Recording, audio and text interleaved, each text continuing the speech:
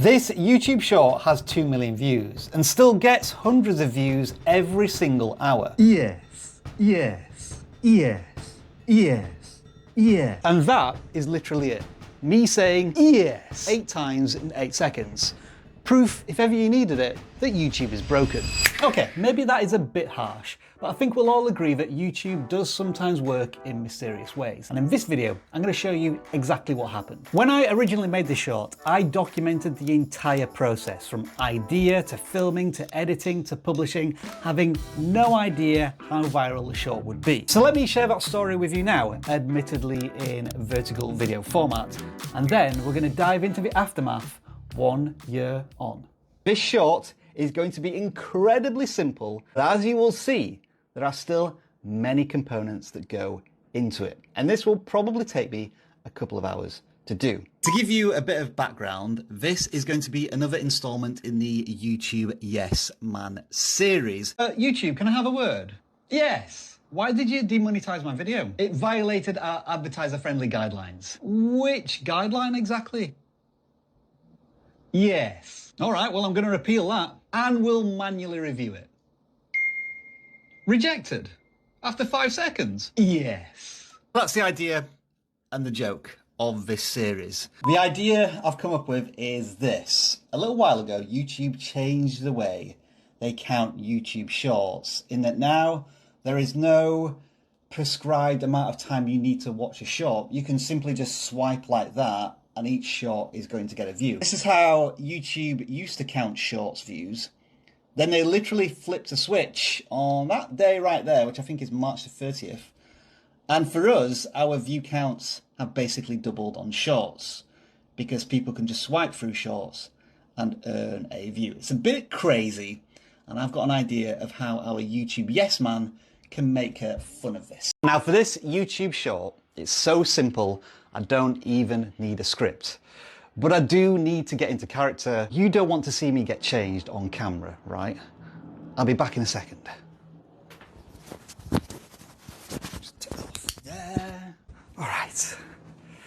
We're good, yeah? Okay, I've come into my second studio now, ready to film. What I'm going to use today is the big background here with the neon lights, and I use this light here by pressing this button, and everything lights up nicely for me.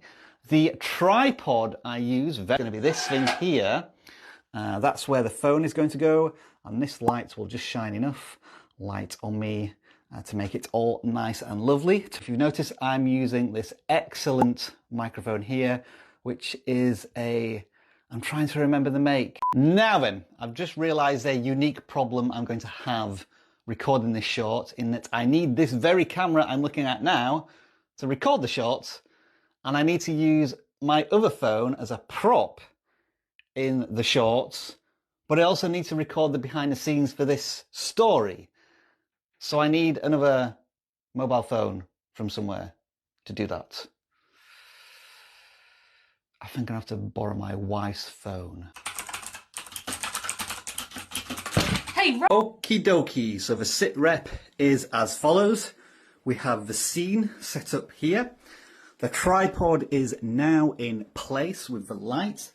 And if we look at my framing, that's pretty much where I'm going to be filming from. And I have my phone prop ready for recording.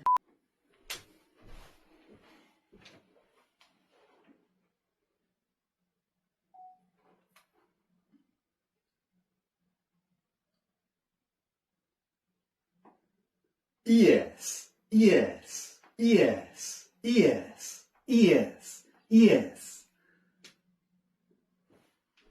That's it. Simple as that. From next week, we try something else. Thanks, wife. Rob, I'm in a... Folks, I'm back in the editing suite. A confession I have is that I cannot edit anything on a mobile phone. It would drive me nuts. So I do everything on a computer. This is what I'm editing on. I use Camtasia still. Love this editing software.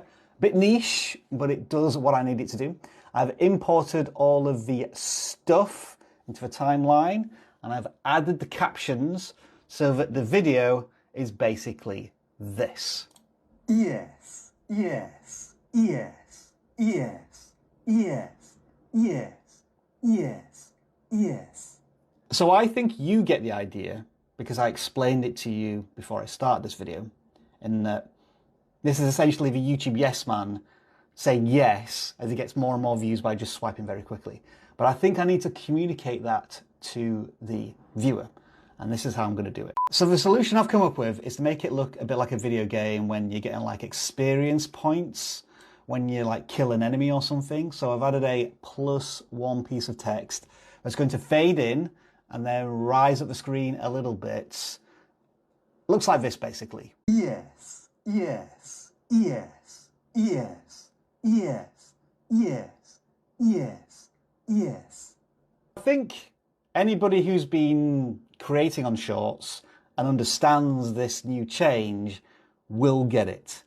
I'm still not entirely convinced, but I don't want to make this any more complicated and just stack on more stuff, because I think that's just going to remove the simplicity of the short. I think I'm ready to render this video. So I have everything set up, ready to put in a folder. Let's bash that out. Nice and quick because it's a super short video, and this is what it looks like.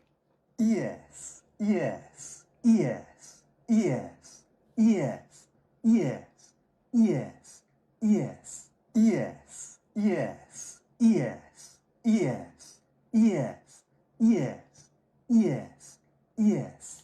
Did you notice something there? The video looped twice. And that's one of the tricks I'm trying here, the infinite loop, where viewers will not realize that it's ticked over. That will massively increase the audience view duration and stack more views on top.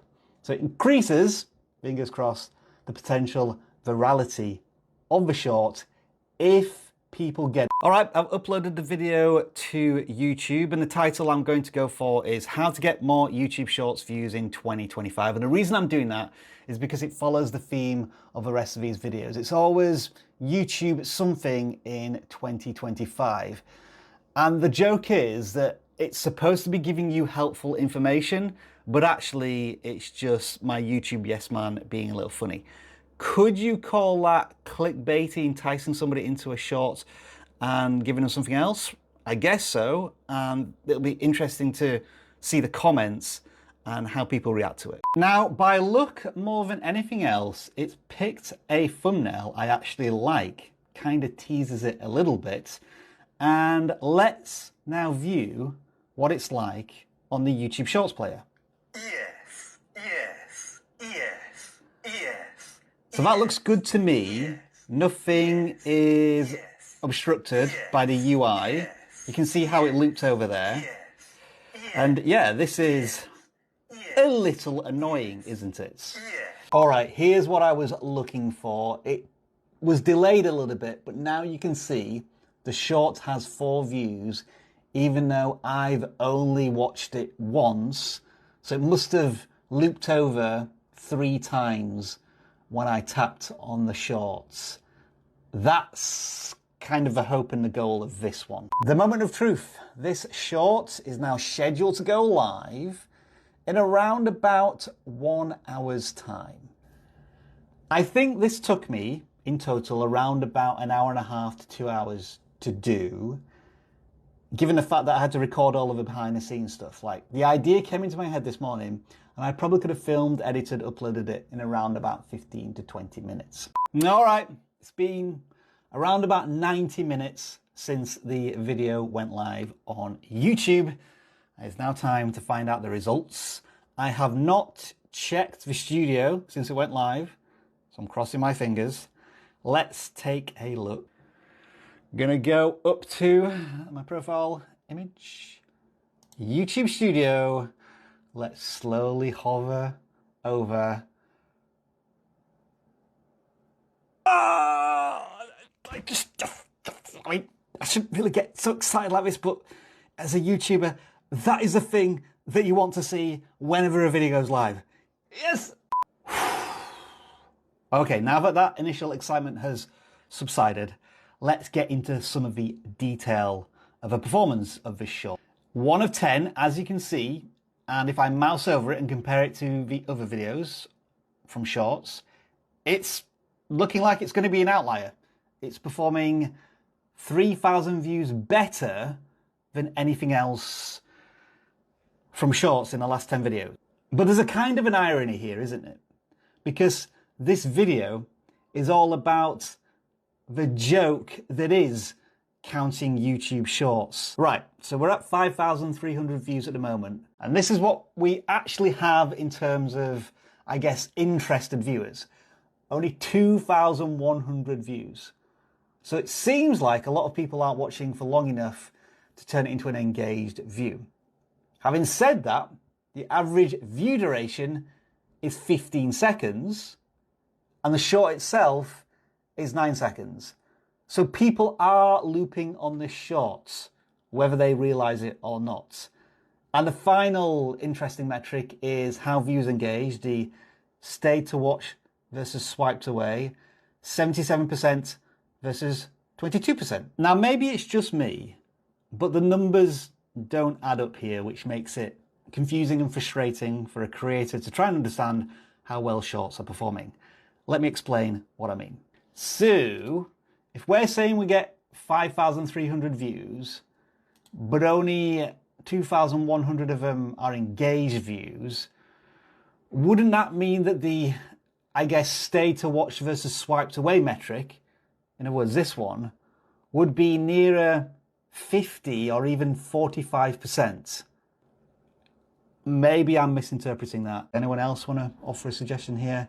But yeah, it just makes trying to analyze shorts, views and numbers even more confusing. One eternity later. All right, not quite an eternity later, more like 9 months later, but here we are with a short now sitting on 2 million views. Everything you've seen was all filmed in the moment right up to publishing and an hour after. And now I want to show you the data since then and some more considered thoughts. So the first thing I want to quickly look at here are the day 1 numbers. What did it do in the first 24 hours? And it tells us that it performed 2.2 times better than usual, 20,000 views for us, which isn't too shabby. And if I dig into the data a little bit more and look at the traffic sources, there's nothing too unusual here, showing that shorts contributed almost 50% of the views, which is typical for us. Bit of browse, bit of a notifications, and that sort of stuff. And so I was happy with that, to get 20,000 views on a short on day 1. Maybe it would cap out at, I don't know, 50,000, 100,000 views. But as we can see, that wasn't quite the case. It just kept going. And what's really interesting here is if I switch the data to since uploaded, it shows the graph as day-to-day views, not cumulative.